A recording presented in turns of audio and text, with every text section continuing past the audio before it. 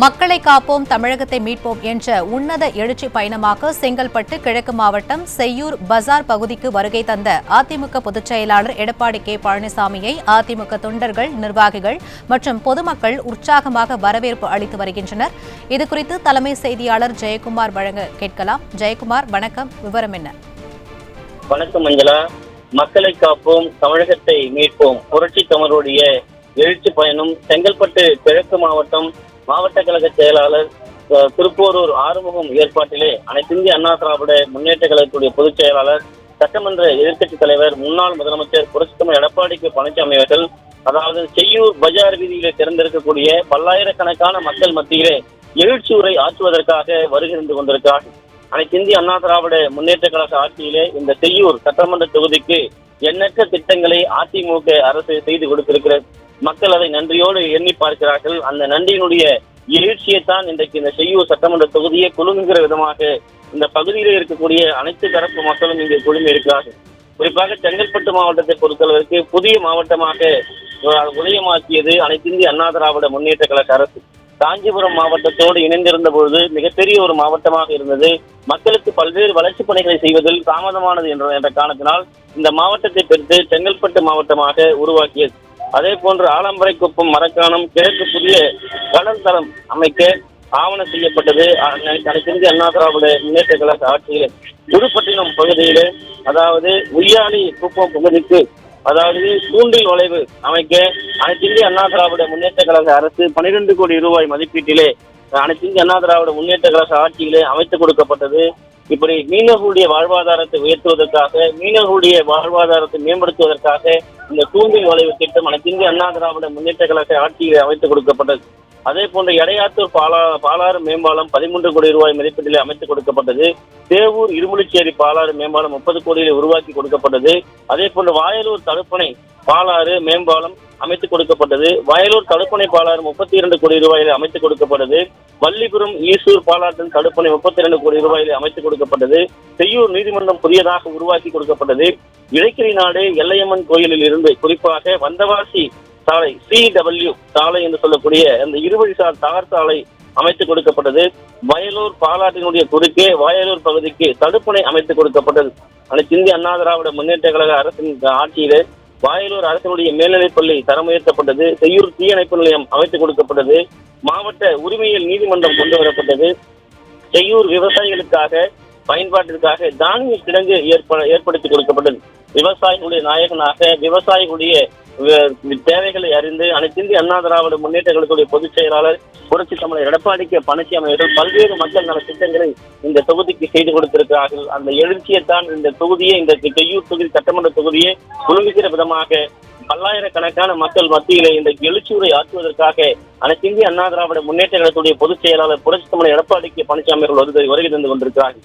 அதாவது இந்த செங்கல்பட்டு கிழக்கு மாவட்டம் இந்த பகுதியை பொறுத்தளவிற்கு விவசாயிகள் பூமியாக இருக்கிறது. கடலை ஒட்டிய மீனவர்கள் பூமியாக இருக்கிறது. விவசாயிகளுடைய நலன் காக்க பேரிடர் காலங்களிலே அனைத்து இந்திய அண்ணா திராவிட முன்னேற்ற கழகம் இங்கே இருக்கக்கூடிய மீனவருக்கு பல்வேறு நலத்திட்டங்களை வழங்கி இருக்கிறது. மீனவர்களுடைய மேம்பாட்டிற்காக, மீனவர்களுடைய வாழ்வாதாரத்திற்காக, மீனவர்கள் 45 நாள் கடலில் சென்று மீன்பிடிக்க போகாத நிலையில் இருக்கக்கூடிய மீன்பிடி தடை காலத்தில் அவருக்கு உரிய நிவாரணம், டீசல் மானியம், பேரிடர் நிவாரணம் என முறையாக அனைத்து மீனவர்களுக்கும் கிடைக்கக்கூடியதை வழிவகை செய்தது, உறுதி செய்தது அனைத்து இந்திய அண்ணா திராவிட முன்னேற்ற கழகம். அதே போன்று இந்த பகுதியில் இருக்கக்கூடிய ஏழை எளிய விவசாயிகளுக்கு, அந்த விவசாயிகள் பேரிடர் பாதிக்கப்பட்டவர்களுக்கு ஏக்கருக்கு உரிய நிவாரணம் வழங்கப்பட்டது. அதே போன்று மரங்கள் சாய்ந்திருந்தால் தென்னை மரங்களாக இருந்தாலும் சரி, மாமரங்களாக இருந்தாலும் சரி, அதே போன்று பலா மரங்களாக இருந்தாலும் சரி, அவற்றிற்கு உரிய இழப்பீடு வழங்கியது அனைத்து இந்திய அண்ணா திராவிட முன்னேற்ற கழக அரசு. இவற்றையெல்லாம் இந்த பகுதியில் இருக்கக்கூடிய மக்கள் நன்றி உணர்வோடு பார்த்து வருகிறார்கள். அதனைத்தான் இன்றைக்கு இந்த பல்லாயிரக்கணக்கான மக்கள் எழுச்சியான, அதாவது அனைத்து இந்திய அண்ணா திராவிட முன்னேற்ற கழகத்துடைய பொதுச் செயலாளர் புரட்சி தமிழர் எடப்பாடி கே பழனிசாமியுடைய அந்த எழுச்சி உரையை கேட்க வேண்டும் என்பதற்காக, அவரை பார்க்க வேண்டும் என்பதற்காக இன்றைக்கு அனைத்து தரப்பு மக்களும் இங்கே குழுமி இருக்கிறார்கள். அனைத்து இந்திய அண்ணா திராவிட முன்னேற்ற கழக ஆட்சியிலே 100 நாள் வேலை திட்டத்தில் முறையாக வழங்கப்பட்ட அந்த 100 நாள் வேலை, முறையாக வழங்கப்பட்ட சம்பளம், தற்போது ஆளுகிற திமுக அரசு தேர்தல் வாக்குறுதியாக 150 நாள் ஏற்றுத் தருகிறோம் என்று கூறினார்கள். 150 நாளையும் உயர்த்து தரவில்லை. கொடுக்கப்பட்ட 100 நாள் வேலையும் வழங்கவில்லை.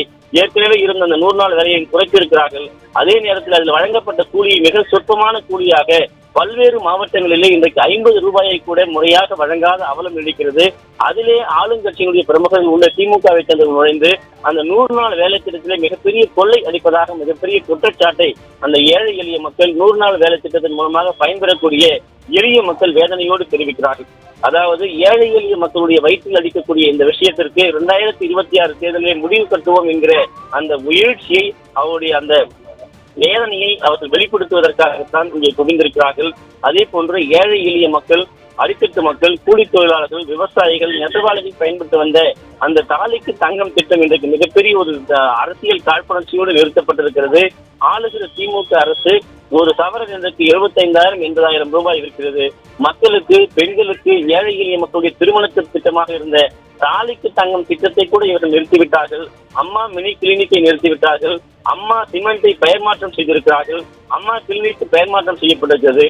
அதிமுக அரசு கொண்டு வந்த ஒவ்வொரு திட்டங்களுக்கும் இவர்கள் பெயரை மாற்றி அந்த திட்டங்களை தாம் தான் கொண்டு வந்தது போல ஸ்டிக்கர் ஊட்டக்கூடிய ஒரு அரசாக இந்த அரசு இருக்கிறது. இதுதான் வேதனையுடைய உச்சமாக இருக்கிறது என்று வேதனை தெரிவித்திருக்கிறார்கள். இன்னைக்கு செங்கல்பட்டு கிழக்கு மாவட்ட செயலாளர் இருக்கக்கூடிய திருக்கல் குன்றம் ஆறுமுகம் ஏற்பாட்டிலே பல்லாயிரக்கணக்கான மக்கள் இங்கே குவிந்திருக்கிறார்கள். அதே போன்று இந்த மாவட்ட பொறுப்பாளராக இருக்கக்கூடிய உறுப்பினராக இருக்கக்கூடிய தனபால், அண்ணாதிராவிட முன்னேற்ற கழகத்தை சேர்ந்த ஏராளமான நிர்வாகிகள் இங்கே குழுமி இருக்கிறார்கள். இந்த செய்யூர் சட்டமன்ற தொகுதி பஜார் வீதியே குலுங்கி கொண்டிருக்கிறது. எங்கு பார்த்தாலும் மனித தலைகளாக, எங்கு பார்த்தாலும் மக்கள் வெள்ளமாக ஆர்ப்பரிக்கக்கூடிய மக்கள் வெள்ளத்திலே அனைத்து இந்திய அண்ணா திராவிட முன்னேற்ற கழகத்துடைய பொதுச் செயலாளர் புரட்சி தமிழர் எடப்பாடி கே பழனிசாமி அவர்கள் வருகை தந்து கொண்டிருக்கிறார்கள். ஏழை எளிய மக்கள் ஏற்றம் பெற வேண்டும் என்பதற்காக பல்வேறு திட்டங்களை கழக அரசு கொண்டு வந்தது. 25,000 ரூபாய் மானிய விலையிலே இருசக்கர வாகனம் வழங்கிய இருசக்கர வாகனம் அதாவது வேலைக்கு செல்பவர்களுக்கு மிகப்பெரிய உதவியாக இருந்தது. அதையும் நிறுத்தி இருக்கிறார். தாய்சே நலப்பெட்டகம் நிறுத்தப்பட்டிருக்கிறது. ஒரு அரசியல் காழ்ப்புணர்ச்சியோடு ஒரு மக்கள் பயன்பெறக்கூடிய திட்டங்களை நிறுத்திய ஒரே ஒரு அரசு என்றால் அது திமுக அரசு தான். இந்த திமுக அரசுக்கு விரைவில் முடிவு கட்டுவோம் என்கிற ஒரு எழுச்சியோடு அனைத்து இந்திய அண்ணா திராவிட முன்னேற்ற கழகத்துடைய பொதுச் செயலாளர் புரட்சி தமிழர் எடப்பாடி கே பழனிசாமி அவர்கள் தற்போது செங்கல்பட்டு கிழக்கு மாவட்டம் அதாவது செய்யூர் சட்டமன்ற தொகுதியிலே பல்லாயிரக்கணக்கான மக்கள் மத்தியிலே எழுச்சி உரை ஆற்றுவதற்காக வருகை தந்து கொண்டிருக்கிறார்கள். அவர் எழுச்சி உரை ஆற்றப் போகிறார்கள். அதன் நேரலையில் தற்போது பார்க்கிறோம்.